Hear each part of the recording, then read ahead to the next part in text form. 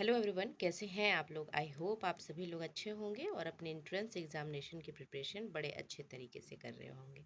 जैसा कि आप जानते हैं कि हमारे यूट्यूब चैनल लीगल एक्सपो पे प्रीवियस ईयर क्वेश्चंस की क्लास चलाई जा रही है या फिर आपको प्रोवाइड करवाई जा रही है प्रीवियस ईयर क्वेश्चंस।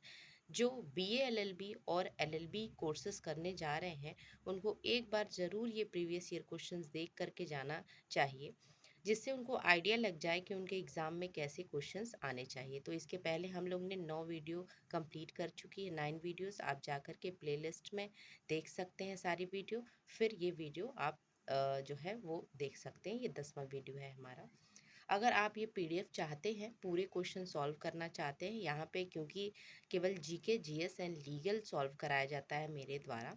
अगर आप चाहते हैं इस पूरे पीडीएफ में जो भी इंग्लिश है, रीजनिंग है, मैथ्स है, उसको आप सॉल्व करें, तो ये पीडीएफ जा कर के हमारे टेलीग्राम चैनल लीगल एक्सपो पे आप डाउनलोड कर सकते हैं और हमारा इंस्टा पेज भी ज्वाइन कर सकते हैं, जो कि लीगल एक्सपो नाम से ही है। तो चलिए बिना किसी देरी के हम स्टार्ट करते हैं अपना पहला लीगल का क्वेश्चन। ये सारे जो आप जा रहे हैं ऊपर, ये इंग्लिश के क्वेश्चन है। लीगल का क्वेश्चन जो है वो 85 नंबर से शायद स्टार्ट है। ज़रा देखते हैं हम लीगल के क्वेश्चन को। ठीक है, लीगल का क्वेश्चन जो है वो अब आ गया 86 नंबर से। 86 नंबर का क्वेश्चन क्या कह रहा है, देखते हैं ज़रा। Which article of the constitution we deal with the writ jurisdiction of high court. आप जानते हो कि रिट ज्यूरिसडिक्शन होता है किसके पास, सुप्रीम कोर्ट और हाई कोर्ट। और ये जब भी आपका फंडामेंटल राइट वॉयलेट हो तो आप इसके थ्रू, रिट के थ्रू डायरेक्ट सुप्रीम कोर्ट और हाई कोर्ट जा सकते हो अपना इन्फ्रिंजमेंट रुकवाने के लिए फंडामेंटल राइट्स का। ठीक है, तो हाई कोर्ट में जो है वो 226 के तहत जाते हैं रिट अपना दायर करने, और सुप्रीम कोर्ट में आर्टिकल 32 के तहत जाते हैं। ठीक है, दूसरा क्वेश्चन हमारा यहाँ 87 नंबर का क्वेश्चन, इसमें क्या कह रहा है, जो विद द वर्ड है सेकुलर उसको ऐड किया गया प्रियम्बल ऑफ द कॉन्स्टिट्यूशन में।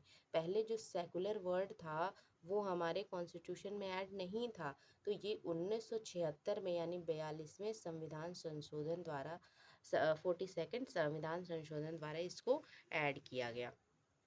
अब यहाँ पे देखो क्या कह रहा है, 88 नंबर का question, the official language of the supreme court. Supreme court की ऑफिशियल भाषा क्या है, तो वो इंग्लिश है बेटा, याद रखना कि इंग्लिश है। अब यहाँ पे कह रहा है कि who is the highest law officer of state. State का आप जानते हो कि हाईएस्ट लॉ ऑफिसर जो इंडिया का होता है वो अटॉर्नी जनरल ऑफ इंडिया होता है, लेकिन स्टेट का हर एक स्टेट जैसे उत्तर प्रदेश, बिहार, झारखंड, यहाँ के भी एक हाईएस्ट लॉ ऑफिसर होते हैं जिनको बोलते हैं एडवोकेट जनरल। और ये अटॉर्नी जनरल और एडवोकेट जनरल किस आर्टिकल में इनके बारे में बात की गई है ऑफ इंडियन कॉन्स्टिट्यूशन, आप कमेंट सेक्शन में इसका आंसर देंगे। ठीक है, चलिए 90 नंबर का क्वेश्चन देख लीजिए। क्या कह रहा है, the president of India is. President of India क्या किए जाते हैं, सेलेक्ट किए जाते हैं, अपॉइंट किए जाते हैं, या इलेक्ट किए जाते हैं, या फिर नॉमिनेट किए जाते हैं, तो ये इलेक्ट किए जाते हैं। इलेक्ट किसके द्वारा किए जाते हैं ये आप मुझे बताएंगे कमेंट सेक्शन में। 91 नंबर का क्वेश्चन क्या कह रहा है, x official chairman of Rajya Sabha. X official chairman of Rajya Sabha का मतलब क्या है, या फिर जितने भी एक्स ऑफिशियो पोस्ट होते हैं, इसका मतलब ये है कि अगर कोई भी व्यक्ति उस पर्टिकुलर पोस्ट पे आ जाता है तो वो राज्यसभा का क्या हो जाएगा, चेयरमैन बन जाएगा, तो वो होता है वाइस प्रेसिडेंट।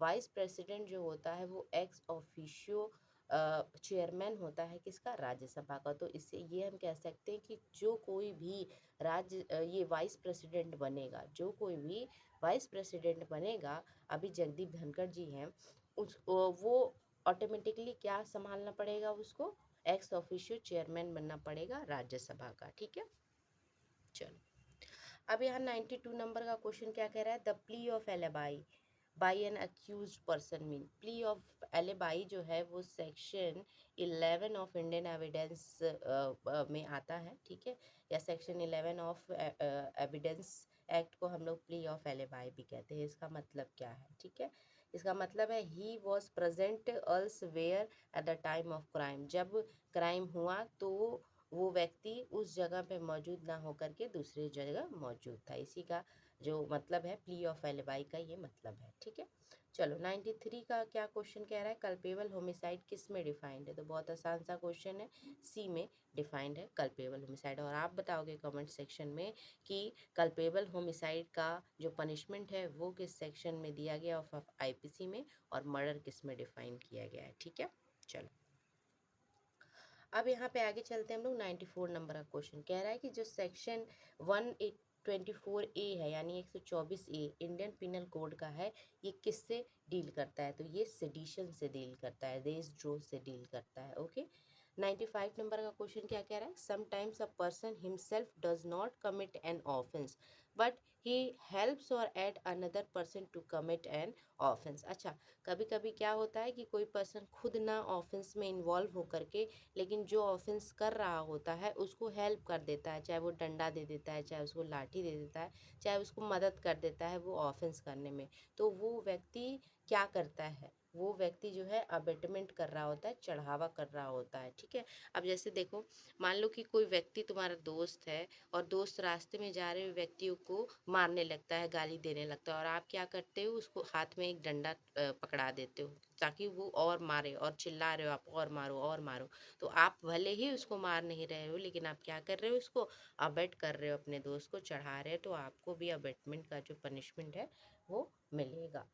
अब यहाँ पे 96 नंबर का क्वेश्चन क्या कह रहा है, disclosure of identity of rape victim is punishable under. अच्छा, जो भी रेप पीड़िता होती है या विक्टिम होती है, अगर आप उसकी आइडेंटिटी को, पहचान को डिस्क्लोज करते हो, बताते हो पब्लिकली, तो वो पनिशेबल होता है किस में, आईपीसी में। और ये किस धारा में ये बात कही गई है, तो ये सेक्शन 228A ऑफ आईपीसी में बात कही गई है। ठीक है, चलो 97 नंबर का क्वेश्चन क्या है, द टर्म जो होमिसाइड है in a criminal law means, homicide का मतलब क्या होता है बच्चे, तो ये होता है killing of human being by another human being, मतलब कि एक व्यक्ति द्वारा, एक इंसान द्वारा दूसरे व्यक्ति की किलिंग को ही हम लोग क्या कहते हैं, होमिसाइड कहते हैं। अगर मान लो कि जानवर किसी व्यक्ति को मार ले तो उसको हम लोग क्या नहीं कहेंगे, होमिसाइड नहीं कहेंगे। 98 नंबर का क्वेश्चन क्या कह रहा है, which of the following is not an essential for valid contract under section 10। अब यहाँ पे देखो, वैलिड कॉन्ट्रैक्ट बनाने के लिए क्या होना चाहिए, इसेंशियल कुछ होने चाहिए, कुछ इसेंशियल एलिमेंट्स होने चाहिए जिससे आपका कॉन्ट्रैक्ट जो बनाया जाता है वो वैलिड होता है। अब ये भी पूछा जाएगा कि जो इसेंशियल है वैलिड कॉन्ट्रैक्ट बनाने के, वो किस सेक्शन में दिए गए हैं, तो 10 में दिए गए हैं। तो देखो भाई, यहाँ पे एग्रीमेंट होना चाहिए, लॉफुल कंसिडरेशन होना चाहिए, लॉफुल ऑब्जेक्ट होना चाहिए, तो ये तीनों तो होना चाहिए, तो नन ऑफ दी अबव, क्योंकि नॉट यहाँ पूछ रहा है कौन सा नहीं होना चाहिए, तो ये तीनों तो होना ही चाहिए।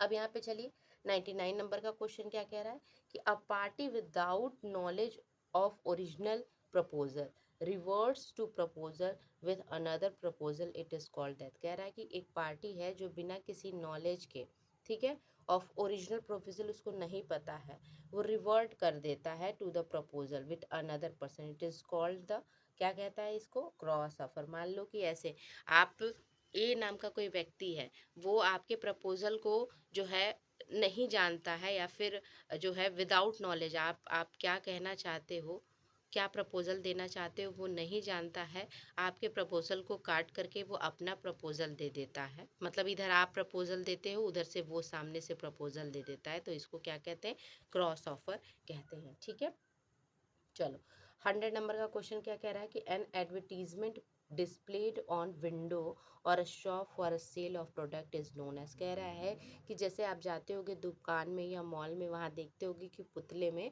लगाया रहता है कपड़ा वगैरह, उसको पहनाया रहता है, या फिर नेकलेस वगैरह लग रहता है, तो वो जो शॉप एडवर्टाइज कर रहा है, मतलब आपको दिखा रहा है, वो क्या है, वो ऑफ़र है, वो रिसाइडेंट ऑफ़र है, या फिर इनविटेशन टू ऑफ़र है। तो वो जो शो पीस में चीज़ें लगी होती हैं एडवर्टाइज़ करने के लिए शॉप में, वो क्या होती है, इनविटेशन टू ऑफ़र होती है, मतलब वो आपको ऑफ़र करते हैं, दुकान वाले इनवाइट करते हैं कि आइए आप ऑफ़र कीजिए, तो आप जाते हैं ना, कहते हैं भैया ये बहुत सुंदर लग रहा है, कितने का है, तो आपने ऑफ़र दिया, उन्होंने इनवाइट किया, अब ऑफ़र का उन्होंने एक्सेप्टेंस कर लिया, आप पूछोगे ये दोगे, तो बोल देगा हाँ देंगे, तो वो आप ऑफ़र कर दोगे, और वो ऑफ़र का जब एक्सेप्टेंस कर देगा तो वो क्या बनेगा, फिर एग्रीमेंट वगैरह हो, ठीक है, प्रॉमिस बन जाएगा, प्रॉमिस। ठीक है, अब चलो आगे 101 नंबर का क्वेश्चन कह रहा है कि which of the following creates an automatic revocation of the proposal. जब भी आप प्रपोजल देते हो तो या तो उसका एक्सेप्टेंस होता है, या तो उसको स्वीकार किया जाता है, या तो उसको इनकार किया जाता है, रिवोक किया जाता है। तो कब जो है ऑटोमेटिक रिवोकेशन हो जाता है किसी चीज़ का, तो जब डेथ और इंसैनिटी हो जाती है, ठीक है ना। जब प्रपोजल देने वाले की डेथ या इंसैनिटी हो जाती है, या तो वो पागल हो जाए या तो वो डेथ डेथ कर जाए, तो फिर ऑटोमेटिकली जो प्रपोजल है उसका रेवोकेशन हो जाता है। जब प्रपोजल देने वाला ही, ऑफर देने वाला ही नहीं रहा या फिर पागल हो गया है, तो फिर उस प्रपोजल का कोई मतलब नहीं है। तो ऑटोमेटिक रेवोकेशन कैसे होता है? Death of insanity of the proposal, ठीक है। चलो, अब यहाँ पे प्रपोजल या प्रोमिसर भी कहते हैं उसको। 102 नंबर का क्वेश्चन क्या कह रहा है? कंसेंसस एड इडम, ये एक लीगल मैगजीम है। इसका मतलब क्या होता है? Meeting of minds. Consensus ad idem में का मतलब होता है मीटिंग ऑफ माइंड। जब भी आप ये कॉन्ट्रैक्ट में बहुत ज़रूरी इसेंशियल एलिमेंट्स है कि जब भी आप किसी के साथ कॉन्ट्रैक्ट करते हो तो आप दोनों का माइंड जो है वो सेम चीज़ों के लिए एग्री होना चाहिए। ऐसा नहीं कोई कह रहा है 10 रुपये में तुम अपना सामान दे दो, आप कह रहे हो नहीं 12 रुपये में, तो यहाँ पे तो कंसेंसस एडम है ही नहीं, मीटिंग ऑफ माइंड्स है ही नहीं। तो कॉन्ट्रैक्ट करने के लिए भाई मीटिंग ऑफ माइंड्स होना चाहिए, ठीक है। 103 नंबर का क्वेश्चन क्या कह रहा है? कैवेट एम्पटर। कैवेट एम्पटर का मतलब क्या होता है? Be let the buyer be aware. मतलब अगर आप सामान खरीदने जाते हो कोई, तो आपका ये जिम्मेदारी बनता है कि आप एक बायर होने के नाते आप उस सामान के बारे में अवेयर हो। तो कैवेट एम्पटर का मतलब क्या होता है? ये भी एक लीगल मैगजीन है। इसका मतलब होता है let the buyer be aware. 104 number का क्वेश्चन कह रहा है टॉर्ट फीसर क्या होता है? टॉर्ट फीसर तो पर्सन कमिटिंग टॉर्ट, वैसा व्यक्ति जो टॉर्ट करता है। टॉर्ट में नेग्लिजेंस आता है, न्यूसेंस आता है, ट्रेसपास आता है, बहुत सारी ऐसी एक्ट हैं जो टॉर्ट के अंतर्गत आती हैं, डिफॉर्मेशन आता है। तो ऐसा पर्सन जो टॉर्ट करता है उसको टॉर्ट फीसर कहते हैं, ठीक है। चलो, अब 105 नंबर का क्वेश्चन क्या कह रहा है बच्चों कि which of the following rules is related to the contributory negligence. अब यहाँ देखो इसमें जो 3 रूल है वो दिया हुआ है और एक जो है वो नन ऑफ द अबव दिया है। इन 3 रूल में से कंट्रीब्यूटरी नेग्लिजेंस जो है वो किससे रिलेटेड है? अच्छा, कंट्रीब्यूटरी नेग्लिजेंस होता क्या है? जैसे कि आप सड़क पे जा रहे हो, आपको जाना था लेफ्ट साइड, आप जा रहे हो राइट साइड, ठीक है। और एक पर्सन को जाना था राइट साइड, वो जा रहा है लेफ्ट साइड। दोनों की गलती है, दोनों गलत गलत जगह पे चल रहे हो और दोनों जाते हुए लड़ जाते हो, ठीक है ना। लड़ जाते हो, कोलाइड हो जाते हो एक दूसरे से, दोनों को नुकसान होता है। तो क्या दोनों में से कोई भी एक कह सकता है क्या कि तुम्हारी गलती है, तुमने गलत किया है या टॉर्ट किया है मेरे साथ नेग्लिजेंस का? नहीं, क्योंकि यहाँ पे कंट्रीब्यूटरी नेग्लिजेंस है, दोनों की यहाँ गलती है, दोनों की यहाँ केयरलेस है, या कोई भी रेमेडी अंडर टॉर्ट नहीं मिलती है। तो लास्ट अपॉर्चुनिटी रूल जो होता है उसको हम लोग कंट्रीब्यूटरी नेग्लिजेंस कहते हैं। मतलब बचने का सही तरीका, एक लास्ट अपॉर्चुनिटी रूल जो है वो कंट्रीब्यूटरी नेग्लिजेंस आप दिखा लोगे तो टॉर्ट में आप रेमेडी देने से बच जाओगे, ठीक है। अब 106 क्या कह रहा है?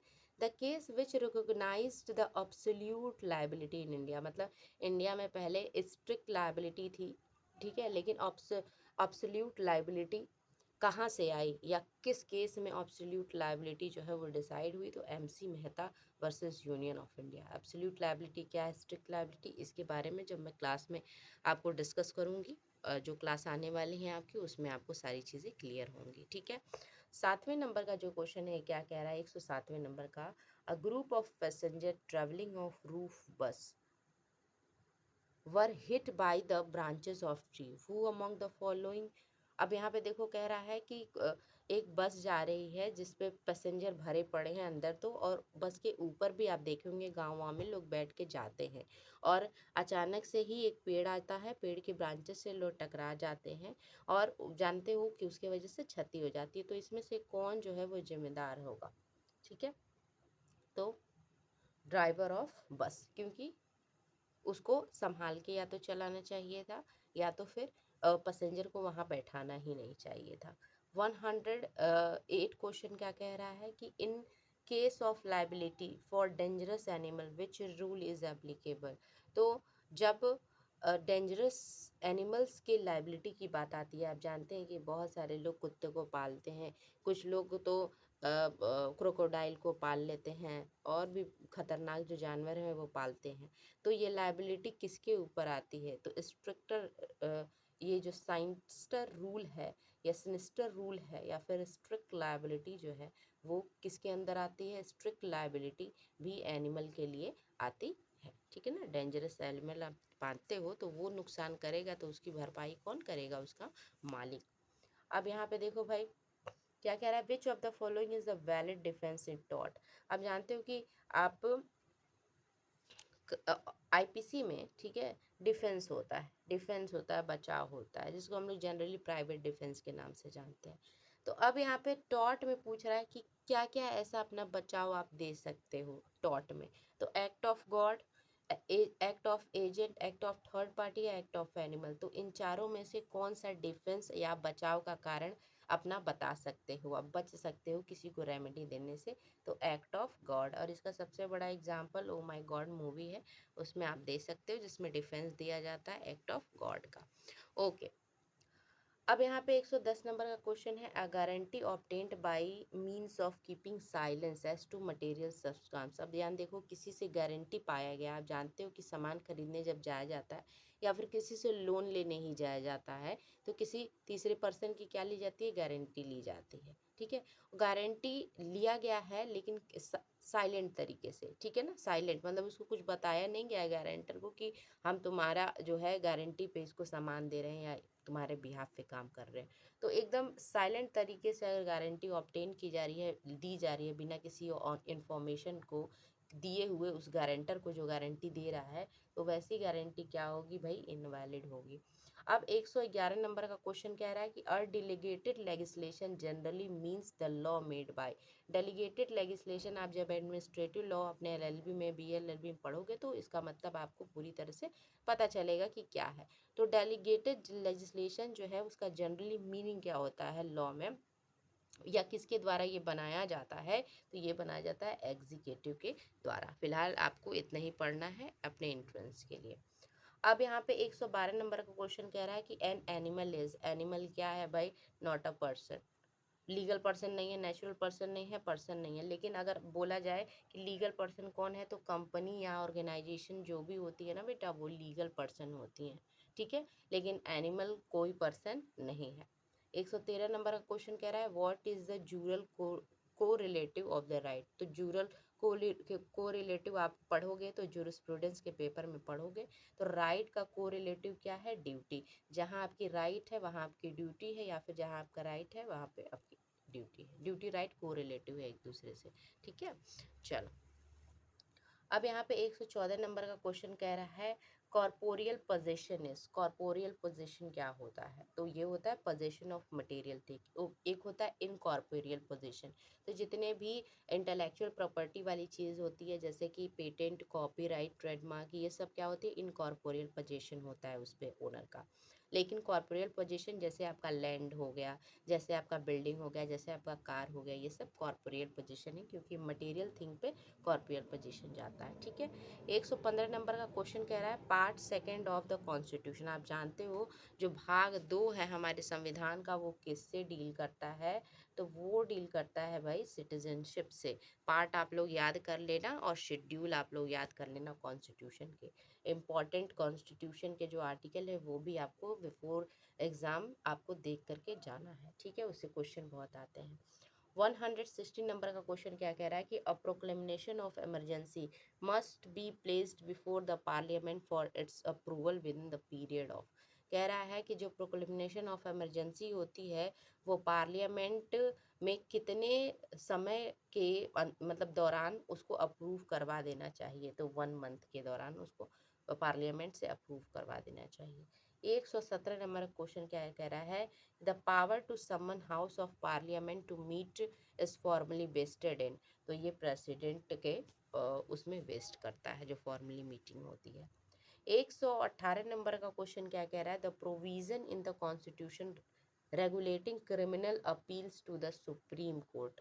अब यहाँ पे देखो कॉन्स्टिट्यूशन में ऐसा कौन सा आर्टिकल है जो रिलेट करता है क्रिमिनल अपील्स को सुप्रीम कोर्ट में, मतलब सुप्रीम कोर्ट में किस आर्टिकल के तहत आप क्रिमिनल अपील्स कर सकते हैं, तो वो है आर्टिकल 134। 119 नंबर का क्वेश्चन क्या कह रहा है, the president of India is to appoint a person to be attorney general of India who is qualified to. देखो, प्रेस अटॉर्नी जनरल को कौन अपॉइंट करता है, तो प्रेसिडेंट अपॉइंट करता है। और अटॉर्नी जनरल क्या बनने के लिए क्वालिफाइड होते हैं कि उनको अपॉइंट किया जाता है, ठीक है ना, क्या बनने की वो क्वालिफिकेशन रखता है पर्सन जिसको अटॉर्नी जनरल बनाया जा सकता है। तो अगर वो सुप्रीम कोर्ट का जज बनने के लिए क्वालिफिकेशन रखता है तो उस व्यक्ति को अटॉर्नी जनरल बनाया जा सकता है, ठीक है। चलो, तो यहाँ से आपको क्वेश्चन मिल रहा है, आप देख रहे हो कि एक एक एमसीक्यू से, एक एक क्वेश्चन से आपके कितने और सारे एमसीक्यू बन जा रहे हैं, ठीक है। तो ऐसे आपको पढ़ाई करनी होती है, अगर इस तरह आप पढ़ाई करते हैं तो किसी भी एग्जामिनेशन में आपका सक्सेस तय है, ठीक है। 123 नंबर का जो आर्टिकल है of the constitution empowers the president to promulgate ordinance when. अब जानते हो कि 123 जो आर्टिकल है वो प्रेसिडेंट को पावर देता है कि वो ऑर्डिनेंस या अध्यादेश ला सके जब दोनों सदन जो है वो क्या नहीं हो, वर्किंग ना हो, ठीक है। तो both house of parliament not in session जब होगा तो अध्यादेश लाया जाएगा, किसके द्वारा, तो प्रेसिडेंट के द्वारा। और 213 जो आर्टिकल है वो गवर्नर के लिए अध्यादेश के बारे में बात करता है, इसको भी आप पढ़ लीजिएगा, ठीक है। तो आज के लिए इतना ही, जितना भी हमने क्वेश्चन डिस्कस किया है इससे रिलेटेड जो भी ऑप्शंस हैं उसके भी आप एमसीक्यू तैयार कीजिएगा, और जितना मैंने आपको क्वेश्चन बोला है उसका आंसर कमेंट सेक्शन में दीजिएगा। और अगर हमारा एफर्ट आपको अच्छा लगता है तो आप हमारे चैनल को लाइक, शेयर और सब्सक्राइब कीजिए। और या फिर आपकी कोई रिक्वेस्ट है या फिर डिमांड है किसी नए टॉपिक पे वीडियो बनाने की, तो आप हमारे कमेंट सेक्शन में लिख सकते हैं। तो आज के लिए इतना ही, मिलते हैं नेक्स्ट क्लास में, तब तक के लिए धन्यवाद।